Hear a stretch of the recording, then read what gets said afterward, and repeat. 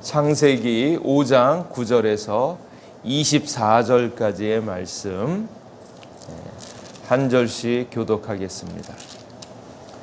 에노스는 90세에 게난을 낳았고 게난을 낳은 후 850년을 지내며 자녀를 낳았으며 그는 815년을 지내며 자녀를 낳았으며 그는 905세를 살고 죽었더라. 게난은 70세에 마하랄레를 낳았고 마하랄레를 낳은 후 840년을 지내며 자녀를 낳았으며 그는 910세를 살고 죽었더라. 마하랄렐은 65세에 야렛을 낳았고 야렛을 낳은 후 830년을 지내며 자녀를 낳았으며 그는 895세를 살고 죽었더라. 야렛은 162세에 에녹을 낳았고 에녹을 낳은 후 800년을 지내며 자녀들을 낳았으며 그는 962세를 살고 죽었더라. 에녹은 65세에 무두셀라를 낳았고 무두셀라를 낳은 후 300년을 하나님과 동행하며 자녀들을 낳았으며 그는 365세를 살았더라. 에녹이 하나님과 동행하더니 하나님이 그를 데려가심으로 세상에 있지 아니하였더라. 아멘. 창세기를 통해서 하나님이 세상을 만드신 그 모든 대략의 이야기를 배울 수 있습니다. 그리고 인간이 어떻게 타락했으며 또 하나님께서는 어떠한 약속을 우리에게 주셨는가 하는 것을 살펴보고 오늘은 5장에서 족보 이야기가 나옵니다. 족보 이야기를 볼 때면 이렇게 나이도 헷갈리고 또 계속 반복되어지는 이야기, 죽었더라, 살았더라, 나았더라, 뭐 이렇게 이야기가 계속 반복되어서 나옵니다. 성경의 곳곳에 보면 이제 족보가 계속 나오는데 족보 읽을 때마다 아이고 이렇게 또 길게 마태복음에도 족보가 나오고 누가복음에도 나오고 또 여기에 보면 이렇게 쭉쭉쭉 족보가 나오는데 어떻게 보면 지루하고 따분하고 이걸 왜 기록했나 이렇게 이야기할 때가 있습니다. 근데 족보를 보시면 꼭 기억해야 할 것들이 좀 있어요. 왜냐하면 족보에는 많은 정보들을 가지고 있습니다. 근데 족보를 따지는 것은 실상 누구 때문이겠는가? 사람 때문입니다. 인간 때문에. 이 족보의 특성이 있는데 그건 뭔가 하면 쭉 족보를 따져서 내려오면 그 마지막에 누가 있습니까? 내가 있죠. 내가 있는데 나에게 족보를 따져 이야기를 한다라는 것은 그 족보에는 역사성이 나와 있고 진실성이 나와 있고 합리성이 나와 있어요. 그러니까 다 알고 있는데 누가 누구를 낳고 누가 누구를 낳고 어디서 없는 사람을 갖다 끼워 넣을 수가 없습니다. 그래서 족보가 나온다라는 것은 역사성, 사실성 그것을 확인하고 싶어하는 인간들을 위해서 족보가 쭉 나와 있고 그것은 거짓이 아니라 진짜다라는 것이고 그리고 족보를 쭉 따져 올라가면 그 맨 마지막에 누가 나옵니까? 오늘 있는 이 말씀은 아담의 계보라. 그래서 그 처음에 아담이 나오죠. 그리고 쭉 셋을 낳고 에노스를 낳고 쭉 나오다 보면 결국은 오늘날에 있는 나까지 연결되어지는데 찬찬히 따져보면 그 위는 누군가, 그 누구는 누구인가. 그래서 역대상 1장 1절에 보면 족보가 쭉 나오는데 역대상 1장 1절에는 아담, 셋, 에노스 이렇게 나와 있어요. 아담이 처음에 나온다는 거죠. 그리고 누가복음에 있는 말씀에 보면 예수님의 족보를 쭉 이야기를 할 때 그 위에 이렇게 나와 있어요. 특별히 이제 족보를 쭉 읽다가 그 족보의 이야기의 그 결말은 누가복음 이제 3장 예수님의 족보가 쭉 나오는데 그 누가복음 3장 23절 24절 말씀해 보면 예수께서 가르치심을 시작하실 때에 30세쯤 되시니라. 사람들이 아는 대로 요셉의 아들이니 요셉의 위는 헬리요, 그 위는 마따시요, 그 위는 레위요, 멜기요, 그 위는 안나요, 그 위는 요셉이요. 이렇게 하다가 34절에 가면 그 위는 야곱이요, 그 위는 이삭이요, 그 위는 아브라함이요, 그 위는 데라요, 라홀이요. 이렇게 나옵니다. 그러다가 마지막 부분으로 가면 38절에 가면 그 위는 에노스요, 그 위는 셋이요, 그 위는 아담이요, 그 위는 누굽니까? 하나님이시니라. 결국 족보의 시작은 누구인가? 하나님이다라는 것이고, 여기에 나와 있는 아담이 있으면 아담을 만드신 분은 누구신가? 하나님이 사람을 창조하셨다라는 거예요. 그래서 족보의 가장 큰 의미는 이 족보의 시작은 하나님이시다. 그러니까 뭐 진화론을 이야기하면서 원숭이 아니면 오스트랄로피테쿠스 이런 얘기를 해도 성경이 얘기하고 있는 인간의 시작은 누구인가? 바로 아담이요, 그 위는 하나님이시다. 하나님이 인생을 만들고 그 족보가 오늘에 이르러서 분명히 증명되고 있지 않은가. 그래서 실제로 가정에서는 너의 아버지가 누구인가, 너의 조상이 누구인가 쭉 얘기하면 그 위는 올라가면 아담이 나오고 하나님이 나온다라는 것을 가장 인간적이면서 역사성을 가지고 하나님을 증명하는 방법입니다. 그러니까 내 아버지가 누구인가 꼭 살펴보라는 그런 의미를 가지고 있습니다. 그래서 족보에는 하나님이 인생을 만드셨다, 하나님이 이 모든 것들을 주관하고 있다 하는 것, 그리고 오늘 있는 이 예수 그리스도를 이야기할 때 예수님의 바로 그 위는, 아버지는 바로 하나님이시다라는 것을 잘 보여주고 있는 말씀입니다. 그래서 족보를 찬찬히 살펴보면서 우리의 시작이 누구인가를 꼭 기억할 수 있기를 바랍니다. 그리고 오늘 5장에는 아담, 셋, 에노스 이렇게 해서 하나님의 택한 언약 백성의 계보가 나와 있어요. 이거와 대조되어지는 것이 누구인가 하면 창세기 4장 16절에 나와 있는 가인의 자손입니다. 여기에 가인의 자손을 이야기하고 여기 5장에서는 하나님의 언약 백성의 자손의 족보가 나옵니다. 이 둘이 달라요. 특별히 가인이 누굴 낳고 뭐 아달을 낳고 라멕을 낳고 아달을 낳고 야발을 낳고 쭉 나오지만 그 계보가 하나님의 약속의 계보에 들어가지 못합니다. 하나님께서 약속하여 주신 그 가들리 라인, 경건한 하나님의 언약 백성의 그 라인과 여기에 있는 언가들리 라인이 다르다라는 것을 보여주고 있어요. 그래서 아담의 이 계보를 쭉 보면 가인이 절대 들어올 수 없습니다. 그리고 하나님의 그 언약의 백성이 면밀히 이어져 가서 결국은 예수 그리스도로 이어진다라는 것을 잘 보여주고 있고, 또 하나님께서는 그 가들리 라인 경건의 자손들을 눈동자처럼 보호하고 지키신다라는 사실을 여기에 그대로 잘 나와 있습니다.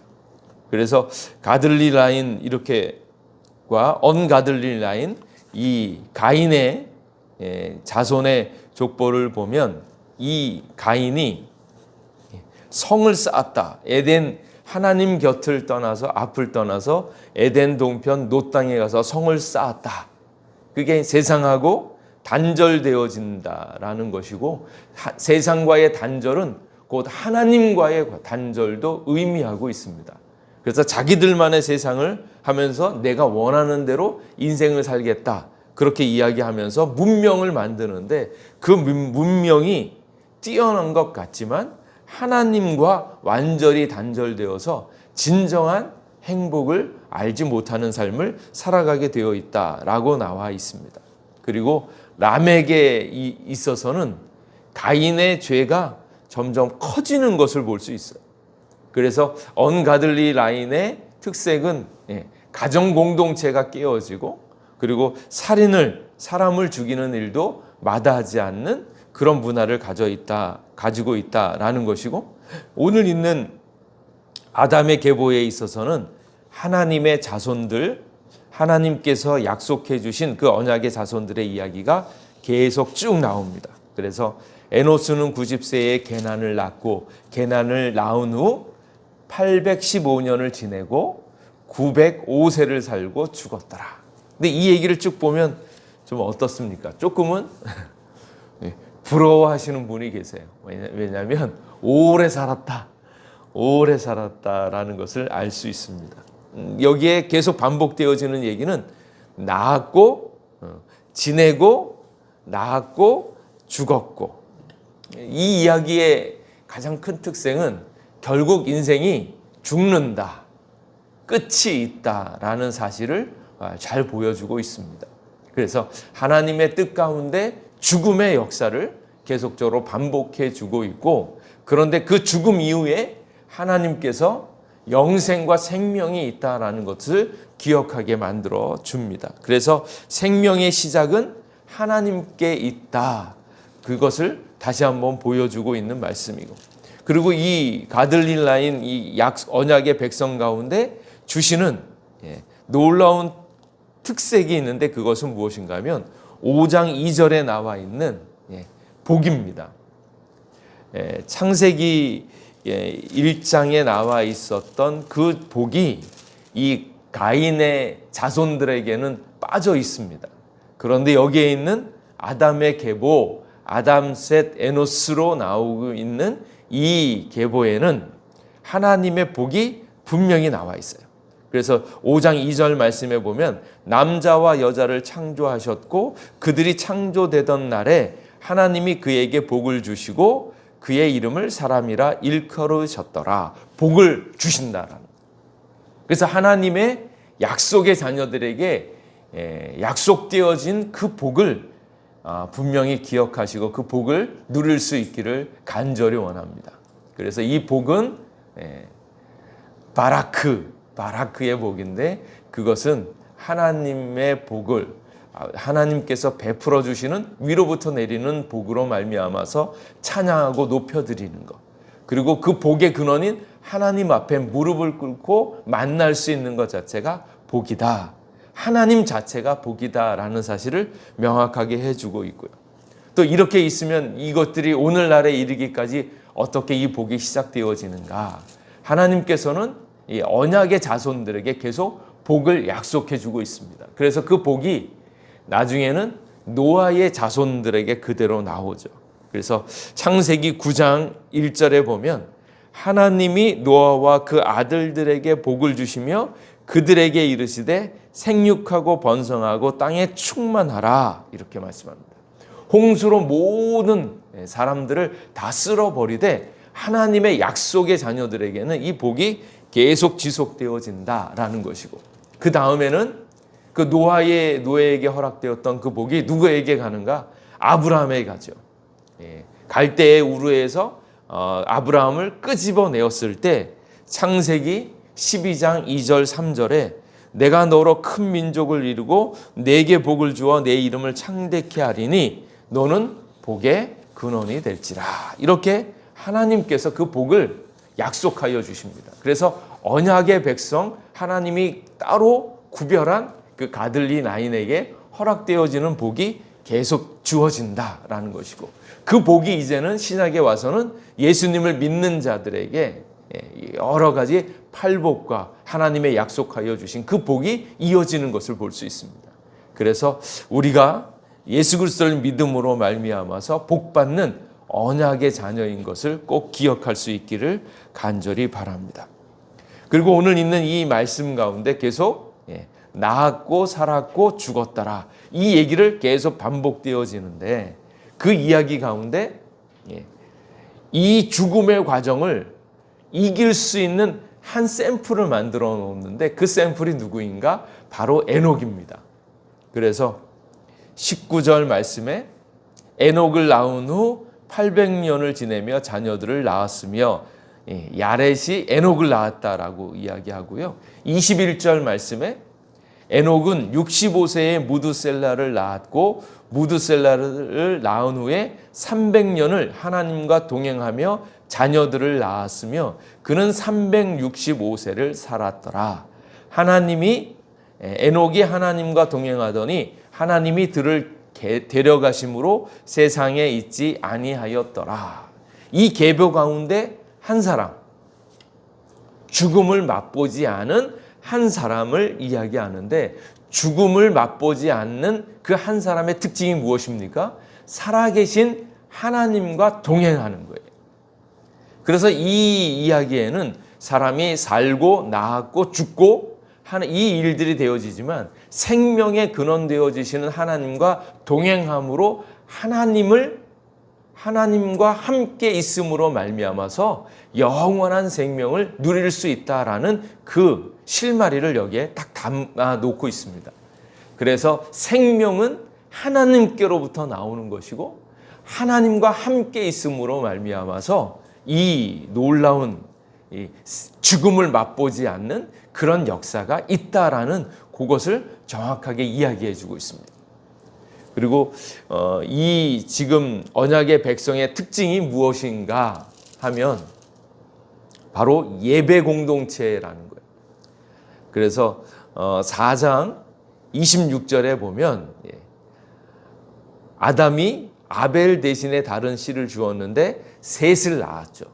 그래서 아들을 낳고 그의 이름을, 셋도 아들을 낳았는데 그의 이름을 에노스라 하였으며 그때의 사람이 비로소 여호와의 이름을 불렀더라. 여호와 하나님을 알고 그의 이름을 부르는 예배 공동체의 모습이 언약 백성의 모습인데, 오늘 있는 이 에녹이 하나님과 함께 있었던 예배 공동체의 예배 그 가문에서 나왔고, 예배 가문에서 특별히 이렇게 하나님과 동행하는 거예요. 이게 동행하는 것에 대한 특징이 나옵니다. 이게 동행은 어떤가요? 동행하면 기쁘고 즐겁죠. 근데 기쁘고 즐거운 것뿐만 아니라 세월이 지나고 나면 동행하는 게 힘들어지고 이제 무슨 생각이 드냐면 가만히 좀 내버려 두세요. 나도 나만의 시간이 필요해요. 뭐 이렇게 생각 들지 않습니까? 그리고 나도 힘이 들고 지칠 때는 혼자 있기를 원하는 거예요. 그러니까 동행하는 것이 처음에는 재미있고 좋은 것 같지만 계속 동행하기는 많이 어렵다.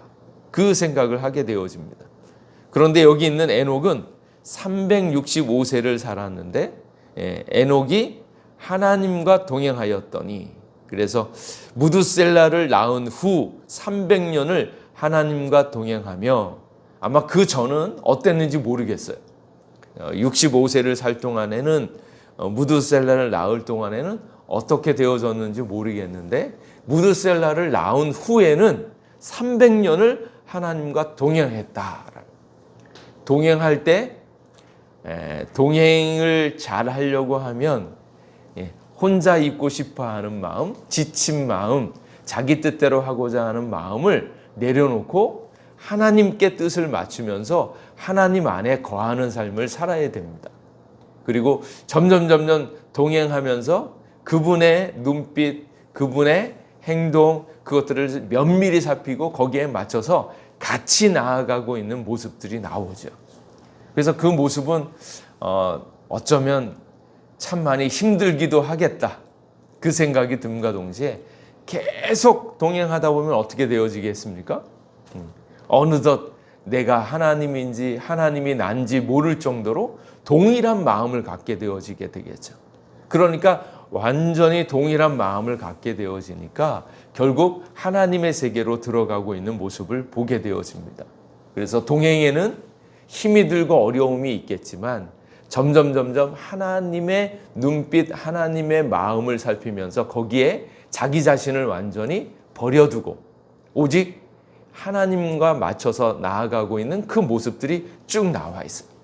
그래서 여기 있는 에녹은 하나님과 동행하는 복을 누렸다. 그러므로 말미암아서 하나님이 그를 데려가심으로 세상에 있지 아니하더라. 그렇게 나옵니다. 그래서 오늘을 살아가고 있는 우리가 어떻게 에녹과 같이 동행할 수 있는가? 그것은 다른 데 있는 것이 아니라 예배의 삶, 하나님을 예배하고 부르고 이야기하는 삶을 살아감으로 하나님의 뜻에 맞추어서 같이 걸어갈 수 있는 그런 예배의 삶을 배울 수 있습니다. 이렇게 보면 에녹이 대단한 사람이죠. 하나님이 함께 하셔서 그를 붙잡아주고 인도해 주셨을 하나님의 은혜도 나와 있는 것 같지만 에녹이 정말로 철저하게 하나님 중심적이고 인간적인 모습으로 보면 어떻습니까? 아주 독선적이고 어찌 보면 아주 독한 사람 같죠. 왜냐하면 하나님하고 동행한다고 사람들은 어떻게 됐겠어요? 사람들하고 거리를 뒀겠죠. 사람을 보면 사람 뜻에 맞춰서 사람 눈치 보면서 그렇게 가지 않았다라는 거예요. 사람들과 같이 있으되 사람 눈치 보는 것이 아니라 하나님 뜻에 맞춰서 갔으니까 인간적인 면에서 보면 야, 저 사람 정말 독한 사람이다. 아주 독선적인 사람이다. 이런 얘기를 들었을 겁니다. 그런데 에녹의 마음은 오직 하나님만 살피고 하나님 편으로 나아가니까 하나님께서 모든 사람들을 이렇게 품을 수 있는, 그것을 뛰어넘을 수 있는 하나님의 사람이 되어진 것을 볼 수 있죠. 그래서 하나님과 동행함으로 하나님의 뜻에 맞춘 삶을 살아감으로 영원한 삶, 죽음을 경험하지 않는 삶을 살아가는 것을 볼 수 있습니다. 그래서 이 약속의 가문에서 예배의 삶을 살고 하나님과 동행함으로 죽음을 맛보지 않는 이 영생한 영원한 삶을 경험하는 것을 보는 것처럼 우리도 예수님을 믿고 예수님과 함께 영생을 누릴 수 있기를 주님의 이름으로 축복합니다. 기도하겠습니다. 하나님, 오늘도 우리를 불러주셔서 감사합니다. 이 약속의 가문에 가들리 라인 가운데 우리가 있음을 보게 하여 주시옵고 예수 그리스도를 믿음으로 말미암아 그 계보에 우리가 동참할 수 있도록 또 예배자의 삶, 하나님과 동행하는 삶을 살아갈 수 있도록 인도하여 주시옵소서. 에녹이 죽음을 맛보지 않은 것을 참 부럽게 여기면서 그것이 하나님과 동행하는 삶이 얼마나 중요한지를 알고 우리도 또 동일하게 그 삶을 살아갈 수 있도록 도와주시옵소서. 나 자신을 버리고 예배자의 삶, 동행하는 삶 살아갈 수 있도록 도와주시옵소서. 오늘도 주님 뜻 안에서 승리하는 하루 되어지기를 간절히 원하옵고 예수님 이름으로 기도하옵나이다. 아멘.